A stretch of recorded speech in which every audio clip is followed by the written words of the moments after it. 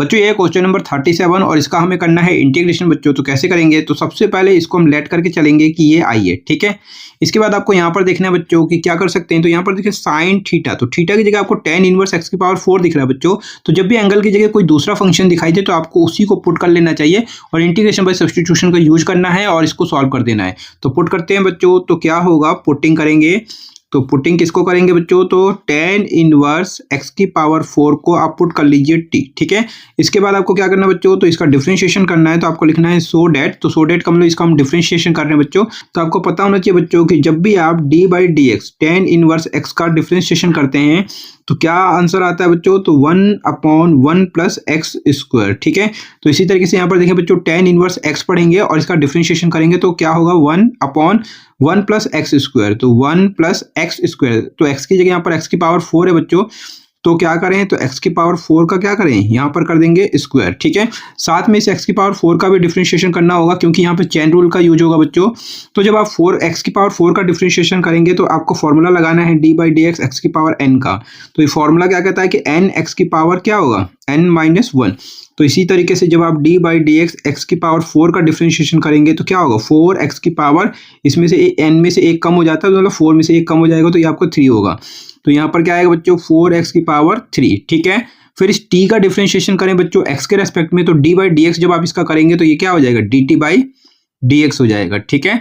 उम्मीद करता हूँ यहाँ तक समझ में आ गया हो बच्चों। आगे सॉल्व करेंगे तो 4x क्यूब का 1 से मल्टीप्लाई करें तो ये आपका 4x क्यूब डिवाइड में क्या होगा, तो 1 प्लस एक्स की पावर 4 और ये मल्टीप्लाई 2, 4 मल्टीप्लाई 2 तो x की पावर कितना होगा, तो ये आपका हो जाएगा 8, ठीक है। इक्वल टू देखें बच्चों तो ये आपका dt बाई डी एक्स हो जाएगा। अब इसके बाद क्या करेंगे बच्चों, तो आपको क्या करना है, इस dx को आपको यहाँ पर लेके आना है बच्चों, राइट, क्योंकि dx यहाँ पर हमें दिखाई दे रहा है मल्टीप्लाई में, तो आपको यहाँ पर मल्टीप्लाई में लेके आना है। तो ये क्या होगा, 4x क्यूब डिवाइड में क्या करें 1 प्लस एक्स की पावर 8 और ये आपका dx आ जाएगा, ठीक है, इक्वल टू क्या हो जाएगा, dt, ठीक है। अब आपको यहाँ पर देखना है बच्चों, तो इसको तो आपने t कहा तो ये बन गया sin t। इसके अलावा क्या दिखाई दे रहा है, x cube upon 1 plus x 8, ठीक है। तो x cube upon 1 plus x की पावर 8 और ये dx, तो यहाँ पर आपको x cube upon 1 plus x की पावर 8 dx को आपको लेके आना है, ये 4 आपको नहीं रखना है।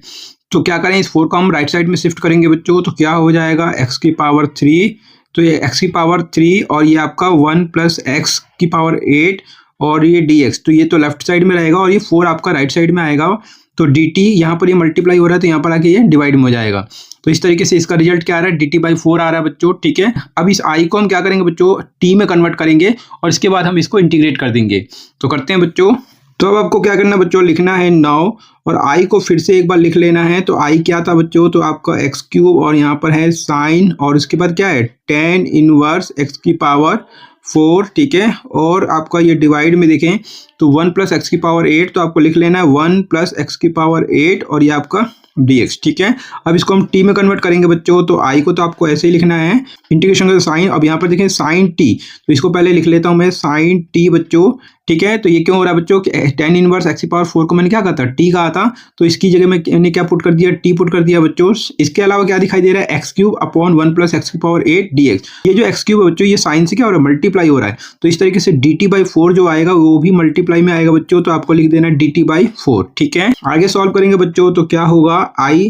अब इस 1/4 को आपको इंटीग्रेशन से बाहर ले आना बच्चों और इंटीग्रेशन के अंदर क्या बचेगा, तो ये आपका बचेगा sin t और ये आपका dt, ठीक है। इसके बाद इसका इंटीग्रेशन करना है बच्चों, तो करते हैं। तो जब आप इसका इंटीग्रेशन करेंगे बच्चों, तो i को तो आपको ऐसे लिखना है, साथ में 1/4 और sin t का इंटीग्रेशन। तो आपको याद होना चाहिए बच्चों कि sin x का इंटीग्रेशन क्या होता है, तो आपको पता होगा कि ये होता है माइनस का cos x प्लस का c। तो इसी तरीके से sin t का इंटीग्रेशन क्या होगा, माइनस का cos t प्लस c। तो आपको लिखना है बच्चों माइनस का क्या, cos t, ठीक है। और ये ब्रैकेट लगाना है, क्यों, क्योंकि ये जो माइनस cos t है ये 1/4 से मल्टीप्लाई होगा बच्चों और ये प्लस का c।